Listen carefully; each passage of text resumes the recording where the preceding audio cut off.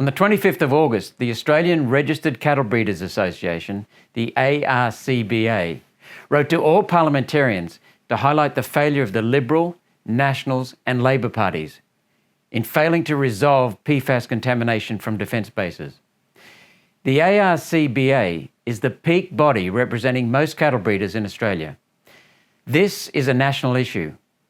The European Commission has now set a safe level for PFAS of just 4.6 nanograms per kilogram, because they know anything above that causes harm to humans and cattle.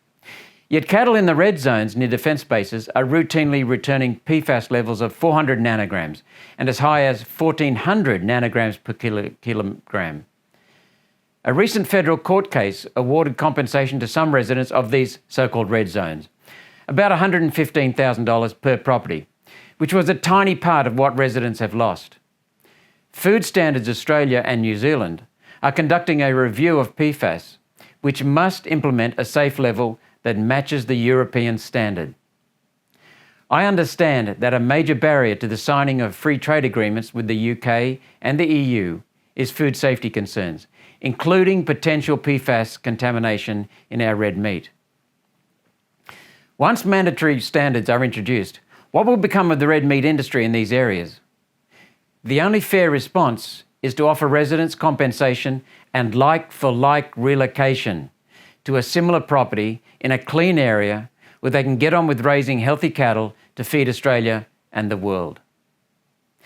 Then the government must invest in remediation facilities to clean the groundwater and to prevent the plume spreading and affecting more residents. Defence is looking after itself, having installed 4 of these facilities inside defence bases. Yet residents in the red zones are apparently not important to this Parliament. The cost should be claimed back from DuPont Corporation in America, since it made billions from selling PFAS chemicals for 50 years. After so many failures of government over recent decades, the people have lost faith in our broken Parliament.